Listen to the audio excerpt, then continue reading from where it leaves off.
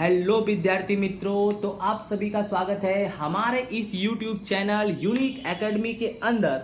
तो विद्यार्थी मित्रों, आज हम कक्षा 12 विषय आंकड़ा शास्त्र का पेपर नंबर 2 का सेक्शन सी सॉल्व करने जा रहे हैं। तो ध्यान से देखना, ठीक है।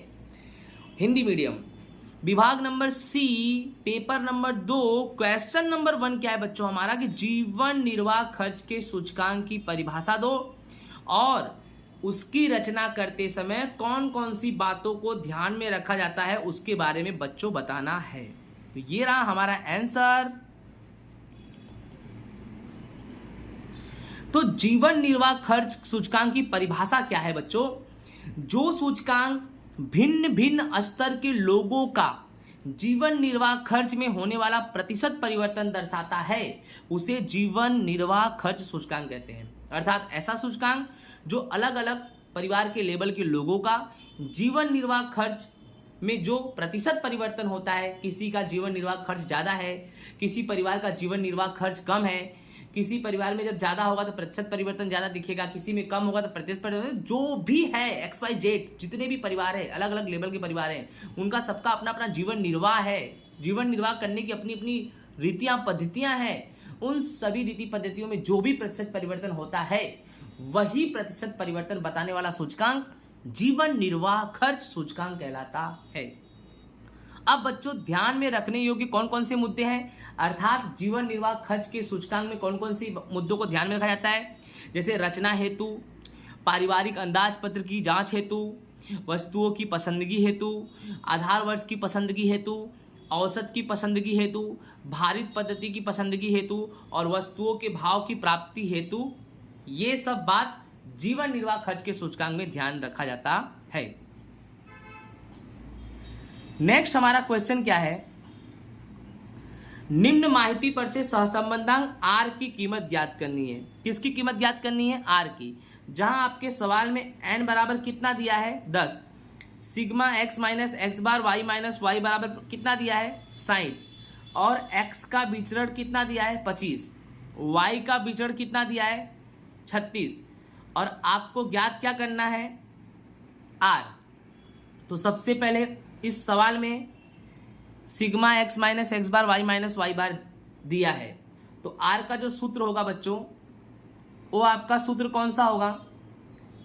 आर बराबर sigma X minus X bar Y minus Y bar बटे में N into S X into S Y. तो बेटा सबसे पहले जानेंगे X minus X bar Y minus Y bar कितना है? 60। तो इसके जगह पे हम कितना लिख देंगे? 60। फिर बेटा हमें चाहिए एन। एन तुम्हारा कितना है? 10। एन कितना है? 10। तो एन की जगह पे कितना लिख देंगे? 10। फिर बच्चों चाहिए एस एक्स। तो ये कैसे निकालेंगे? ध्यान दो, आपके सवाल में बोला है एक्स का विचरण 25, तो विचरण को बोलेंगे square, S square x. X का विचरण यानी एस स्क्वायर एक्स। तो एस स्क्वायर एक्स कितना है बच्चों? 25। तो एस एक्स बराबर यहां से स्क्वायर हटाया तो 25 करनी में आ गया, करनी तोड़ेंगे तो 25 का कितना आएगा? 5। यानी एस एक्स तुम्हारा कितना आया? 5। यानी एस एक्स के जगह पे कितना रख दो? 5। अब क्या चाहिए? S Y. तो वाई का विचरण 36 है, यानी एस स्क्वायर वाई बराबर 36। तो बेटा एस वाई बराबर करनी में 36 और 36 का करनी तोड़ेंगे तो कितना आएगा? 6। यानी एस वाई कितना आ गया? 6। फिर 60 लिख दिया, फिर 10 गुणे 5 गुणे 6 कितना आएगा? 300। 60 भागे 300 करेंगे तो आर बराबर हमारा 0.2 क्या आ जाएगा बच्चों? आंसर। आई होप आपको समझ में आ गया होगा। नेक्स्ट हमारा क्वेश्चन नंबर 33 क्या है, यदि x बार बराबर कितना है बच्चों? 60, y बार बराबर कितना है? 75 और एस एक्स स्क्वायर और कोवेरियंस एक्स वाई 5 अनुपात कितना है? 3 है। तो y का x पर, याद रखना, y का x पर नियत संबंध रेखा प्राप्त करना है। क्या प्राप्त करना है? नियत संबंध रेखा। तो सबसे पहले बच्चों ये जानो कि नियत संबंध रेखा का सूत्र ये है, y कैप बराबर a प्लस बी एक्स। दिख रहा है? y कैप बराबर a प्लस बी एक्स, यही नियत संबंध रेखा का सूत्र है। तो सबसे पहले आपको क्या चाहिए? a चाहिए और b चाहिए। क्या चाहिए? a और b। तो सबसे पहले हम b निकालेंगे। क्या निकालेंगे? b। कैसे निकालेंगे? b का सूत्र होगा कोवेरियंस एक्स वाई बटे में एस एक्स स्क्वायर। आप बोलोगे सर ये क्यों लगाया, क्योंकि सवाल में दिया है कोवेरियंस एक्स वाई और एस एक्स स्क्वायर दिया है। कोवेरियंस एक्स वाई तुम्हारा कितना हो जाएगा 3 और एस एक्स स्क्वायर कितना हो जाएगा 5। तो कोवेरियंस एक्स वाई बटे में एस एक्स स्क्वायर का मतलब हुआ 3/5। 3 में 5 का भाग देंगे 0.6, यानी तुम्हारा बी कितना आ गया 0.6। अब हमें बी निकाल लिया, अब क्या निकालेंगे ए का सूत्र होता है वाई बार माइनस बी एक्स बार। क्या होता है वाई बार माइनस बी एक्स बार। अब वाई बार कितना है तुम्हारा 75 माइनस बी कितना है 0.6 और एक्स बार यानी एक्स बार तुम्हारा सवाल में कितना है, देखो एक्स बार कितना है सवाल में तुम्हारा, एक्स बार है तुम्हारा 60। तो 75 माइनस 0.6 और एक्स बार ले दिया 60, फिर 75 माइनस 0.6 में 60 का गुणा करेंगे 36 और 75 में से 36 घटाएंगे तो ए बराबर कितना आएगा बच्चों 39 आएगा। अब संबंध रेखा नियत संबंध रेखा क्या होगा, वाई के बराबर ए की जगह पे कितना रख दो 39 प्लस बी की जगह पे कितना रख दो 0.6 और लास्ट में एक्स, यानी 39 प्लस 0.6 एक्स तुम्हारा क्या हो जाएगा आंसर। ओके, नेक्स्ट हमारा क्वेश्चन क्या है, सामायिक श्रेणी का महत्व बताओ। क्या बताना बच्चों, सामायिक श्रेणी का महत्व बताना है हमको। ठीक है, तो ये रहा सामायिक श्रेणी का हमारा महत्व, ध्यान से देखो। पहला नंबर, भूतकाल की सूचना से श्रेणी के मूल्य में होने वाला परिवर्तन की दिशा जान सकते हैं। अर्थात बच्चों सामायिक श्रेणी से क्या जान सकते हो, भूतकाल में, अर्थात भूतकाल की सूचना से, किससे, भूतकाल की सूचना से, जो मतलब बीत गया हो, जो बीत गया हो उसे क्या बोलेंगे भूतकाल, यानी भूतकाल की सूचना से श्रेणी के मूल्यों में होने वाले परिवर्तन की दिशा हम जान सकते हैं। दूसरा, श्रेणी के वर्तमान मूल्यों के परिवर्तन का अनुपात निकालकर भविष्य के परिवर्तन मूल्यों को भी जान सकते हैं। अर्थात श्रेणी के वर्तमान मूल्यों में जो परिवर्तन हो रहा है उसके अनुपात के आधार पर भविष्य में क्या परिवर्तन होगा उसको भी जान सकते हैं। तीसरा, भविष्य के आकलित मूल्यों से महत्वपूर्ण निर्णय ले सकते हैं। अर्थात भविष्य में जो भी आकलित मूल्य है उसका आकलन करके हम निर्णय भी ले सकते हैं, अर्थात ये देखा जाए भविष्य के लिए भी उपयोगी है। चौथा नंबर क्या है, वर्तमान और भविष्य के आकलित मूल्यों की तुलना भी कर सकते हैं। तो ये बच्चों हमारा था महत्व। ओके, नेक्स्ट हमारा क्वेश्चन नंबर 35 है, संभावना की गणितिक परिभाषा लिखो। पहले तो संभावना की गणितिक क्या लिखनी है, परिभाषा की धारणाएं लिखनी है बच्चों। संभावना की गणितिक परिभाषाएं की धारणाएं लिखनी है और बच्चों मर्यादा लिखनी है। तो संभावना की गणितिक परिभाषा की धारणा कौन सी है, देखो धारणा नंबर 1, यादृच्छिक प्रयोग के निर्देशावकाश के परिणामों की संख्या कैसी है, शांत है। कैसी है, शांत है। दूसरा, यादृच्छिक प्रयोग के परिणामों के कुल परिणाम की संख्या ज्ञात है। तीसरा, यादृच्छिक प्रयोग के निर्देशावकाश के परिणाम समसंभावी है। ये थे धारणा। अब मर्यादा क्या है, देखो जब निर्देशावकाश के परिणामों की संख्या अनंत हो तब यह पद्धति उपयोगी सिद्ध नहीं होती, अर्थात जो निर्देशावकाश के परिणाम की संख्या है वो निश्चित ना हो। दूसरा, जब निर्देशावकाश के कुल परिणामों की संख्या ज्ञात ना हो, जब कुल परिणाम की संख्या ज्ञात नहीं होगी, किसी एक परिणाम की भी संख्या अधूरी रहेगी तो समझ जाओ यह पद्धति उपयोगी सिद्ध नहीं होगी। तीसरा, जब निर्देशावकाश की प्राथमिक घटनाएं समसंभावी न हो तब यह पद्धति उपयोगी सिद्ध नहीं होगी। ठीक है, मालूम पड़ गया। नेक्स्ट हमारा क्वेश्चन नंबर 36 क्या है, एक द्विपद वितरण का मध्यक n, मध्यक यानी 4 है और विचरण कितना है बच्चों 2। तो इस वितरण का प्राचल ज्ञात करो बच्चों। प्राचल का मतलब क्या होता है, n और p, दो प्राचल होते हैं n और p, हमें यही ज्ञात करना है। तो सबसे पहले तुम्हारा मध्यक कितना दिया है 4, तो मध्यक को हम np बोलते हैं। तो np बराबर 4 और विचरण कितना दिया है 2, विचरण को हम npq बोलते हैं। तो npq बराबर 2 और हमें ज्ञात करना है n और p। आपका मध्यक दिया है 4, मध्यक को बोलेंगे np, np बराबर 4, विचरण दिया है 2, उसको बोलेंगे npq, npq बराबर 2। सबसे पहले हम np और npq की सहायता से q ज्ञात करेंगे। q का सूत्र होता है npq बटे में np। npq कितना है 2, np कितना है 4, तो 2 1 कम 2 और 2 दूनी 4 यानी 1/2 आया। q हमारा कितना आया 1/2।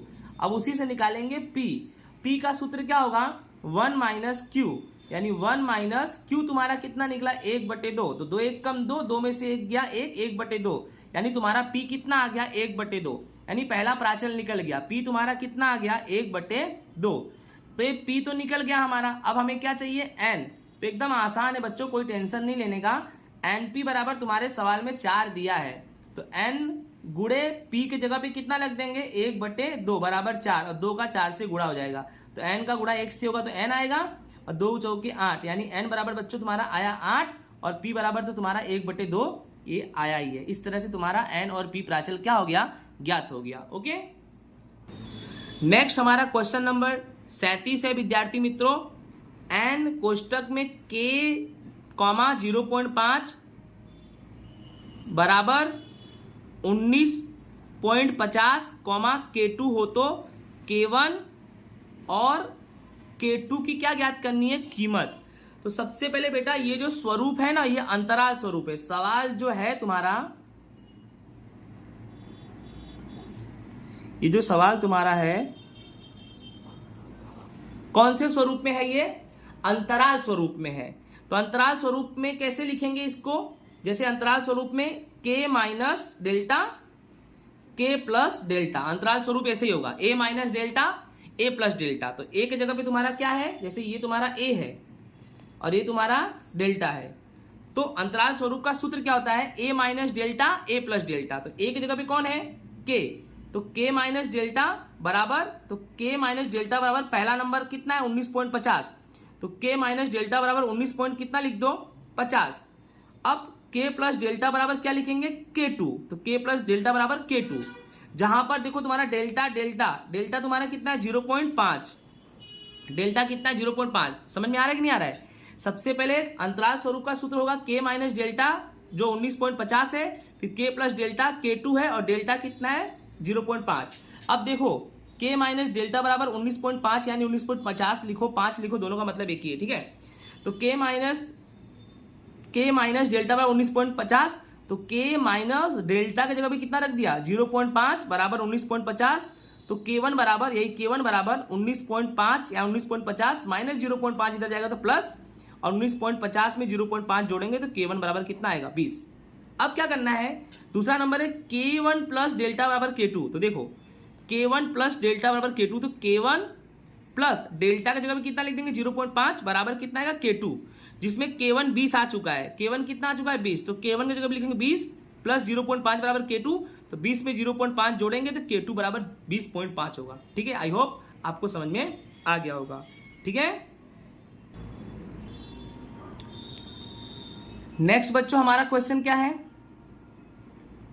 लिम x 2 1/x minus 2 minus 2/x square minus 2x की कीमत ज्ञात करो। यानी इसमें तुम्हें x की क्या ज्ञात करनी है, कीमत ज्ञात करनी। कैसे करेंगे ध्यान दो, पहले तुम्हारा सवाल क्या लिखा है 1/x minus 2 minus 2/x square minus 2x, इसको सोल्व करो। पहले लिख दो 1/x माइनस 2 माइनस 2, अब देखो बेटा यहां भी x यहां भी x, तो x को कॉमन ले लिया, x 2 बार है तो 1 बार बचा, माइनस फिर x से x हट गया तो बचा 2, यानी x माइनस 2 बचा। फिर अब क्या करेंगे, ध्यान रखो इसका सॉल्यूशन कि जैसे कि x माइनस 2 और x माइनस 2, x माइनस 2 और x माइनस 2 का एलसीएम लेंगे, लसअप लेंगे, तो दो तुम्हारा x माइनस 2 2 बार है, तो इसको कितनी बार लिख दो 1 बार, और क्या बच गया ये, यानी x माइनस 2 तुम्हारा सॉल्यूशन आ गया, इसका एलसीएम लेने का सॉल्यूशन आ गया, तो उसको लिख दिया x माइनस 2 नीचे लिख दिया। अब ध्यान दो x माइनस 2 लिख दिया, देखो ठीक है। अब ऊपर, अब ध्यान से समझो, एक के नीचे क्या है x माइनस 2, तो x माइनस 2 ये तो तुम्हारा है ही, ठीक है, और एक के नीचे x माइनस 2 है, तो x माइनस 2 से x माइनस 2 क्या हो गया, कट गया। फिर से ध्यान समझो कि एक के नीचे x माइनस 2 है, पहले तुम्हारा एलसीएम कितना निकला x माइनस 2, एक के नीचे में x/2 है तो x/2, x/2 से x/2 कितना बचा बेटा x बचा, तो यहां देखो मैंने x लिख दिया, फिर माइनस है माइनस लगा दिया। अब ध्यान दो, अब 2 के नीचे कितना है x माइनस 2 है, और यहां भी कितना है x माइनस 2, पूरा कट गया, पूरा कटा कितना बचा 1। अब 1 का गुणा ऊपर 2 में कर दो तो कितना बचेगा 2 बचेगा, तो x माइनस 2 आया। समझ में आ रहा है कि नहीं आ रहा है? ठीक है, इस प्रकार से देखा जाए तो x माइनस 2 कट गया, ऊपर कुछ नहीं कितना बचा 1 बटे x, और x बराबर तुम्हारा कितना लिखा है यहाँ पे 2। x बराबर यहाँ कितना है, x का कितना वैल्यू है 2, तो क्या करेंगे 1 बटे में x यानी 1 और x बराबर 2 यानी 1 बटे 2 आएगा। ठीक है, या तो ये सवाल को और अच्छे से मैं समझा दूँ आपको। ओके, देखो इसको समझो कैसे करेंगे। पहले तो क्या करेंगे 1 बटे में x माइनस 2, ये ऐसे ही रहेगा माइनस 2। देखो यहाँ भी x यहाँ भी x को क्या ले लेंगे कॉमन, फिर x 2 बार है यहाँ 1 बार है, कितनी बार बचेगा 1 बार, फिर माइनस x से x हट गया कितना बचा 2। ठीक है, अब आप समझो कि नीचे जो तुम्हारा है ये x माइनस 2 और ये x माइनस 2 का लसा पर लेंगे, तो लसा पर किस तरह से लेंगे देखो मैं बता रहा हूँ, x माइनस 2 फिर x माइनस 2 लिख दिया मैंने, देखो ध्यान से x माइनस 2 और x माइनस 2, x माइनस 2 2 बार है, कितनी बार ले लो 1 बार, फिर क्या बच गया तुम्हारा x, तो ये तुम्हारा आंसर आ गया लसअप का। तो मैंने यही लिख दो आंसर में x माइनस 2। इतना समझ में आ गया होगा। अब देखो ध्यान से 1 के नीचे x माइनस 2 है, इसका मतलब समझते हो कि x माइनस 2 1 के नीचे है, राइट, और ये जो तुम्हारा है क्या है x माइनस 2 है, क्या है x माइनस 2, इसको ऊपर लिख दो। तो x माइनस 2 से x माइनस 2 कट गया, तो सिर्फ कितना बचा x, तो यहां लिख दो x, क्योंकि उस x का गुणा 1 में करेंगे तो x ही आएगा, माइनस अब ये देखो भाग कर दो इनका, जैसे ऐसे किए थे x माइनस 2, इधर भी क्या है x माइनस 2, सब कट गया, कितना बचा 1। अब 1 का गुणा 2 में करो तो कितना आएगा 2। ऐसे यहां पर सिर्फ क्या बचा x माइनस 2 कटा थी, सिर्फ x बचा, और x का गुणा ऊपर 1 में करेंगे तो x आएगा, और यहाँ कुल कट गया तो कितना बचा 1, और 1 का गुणा ऊपर 2 में करेंगे तो आएगा।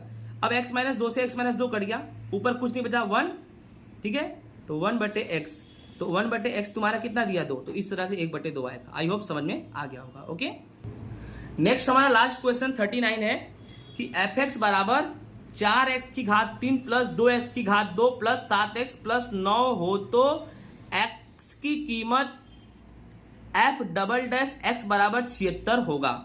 x की कौन सी कीमत के लिए, x की कौन सी कीमत के लिए। सबसे पहले जो सवाल में तुम्हारा उसको सॉल्व करो। fx बराबर 4x की घात 3 प्लस 2x की घात 2 प्लस 7x प्लस 9 दिया है। सबसे पहले तुम क्या ज्ञात करोगे, f सिंगल डैश x, ये ज्ञात करोगे। ठीक है, तो f सिंगल डैश क्यों ज्ञात करोगे, क्योंकि आपका f डबल डैश x बराबर 76 दिया है। तो सबसे पहले f सिंगल डैश x कैसे ज्ञात करेंगे, 4x की घात 3 है, इसको कैसे सोल्व करेंगे, 4x की घात 3 का गुणा 4 में करो 12, x यहाँ 3 है तो यहाँ 2 कर दो, 12x की घात 2 आंसर, देखो यहाँ पर 12x की घात 2 प्लस अब 2x की घात 2 को सोल्व करो, 2 दूनी 4, x यहाँ 2 है तो यहाँ 1 लिखो या ना लिखो दोनों का मतलब है कि 4x, देखो 4x आ गया। अब 7x को 7x इसकी घात कुछ नहीं तो 1 मान लो, 1 का गुणा 7 में करो 7। अब x नहीं लिख सकते हो क्योंकि यहाँ 1 की जगह 0 हो जाएगा, इसलिए सिर्फ बचेगा 7, यहाँ बचेगा 7, यानी f डैश x ज्ञात हो गया। ये तुम्हारा हो गया f डैश x। अब f डबल डैश x ज्ञात करो। f डबल डैश x कैसे ज्ञात करेंगे, तो भाई 2 गुणे 12 यानी 24, x और 2 की घात 1 हो गई, प्लस 4x का मतलब सिर्फ 4 और 7 हट गया, जो अचल पद है 0 हो गया, यानी f डबल डैश x बराबर 24x प्लस 4। जहां कि आपके सवाल में बच्चों दिया है f डबल डैश x बराबर कितना दिया है 76, तो f डबल डैश x की जगह 24x प्लस 4 बराबर 76, तो 24x बराबर 76 प्लस 4 वहां गया -4, 24x बराबर 76 में से 4 गया 72, तो x बराबर 72 बटे में 24, यानी तुम्हारा x बराबर दोस्तों कितना आएगा 3 आएगा। फिर से देख लो, f डबल डैश बराबर 76, तो 24x प्लस 4 है f डबल डैश x के बराबर में बराबर 76, तो 24x बराबर 76 प्लस 4 उधर गया -4, तो 24x बराबर 76 में से 4 गया 72, तो x बराबर 72 बटे में 24, तो यानी x बराबर तुम्हारा कितना आएगा 3। आई होप बेटा आपको समझ में आया होगा। इसी के साथ अलविदा, राधे राधे।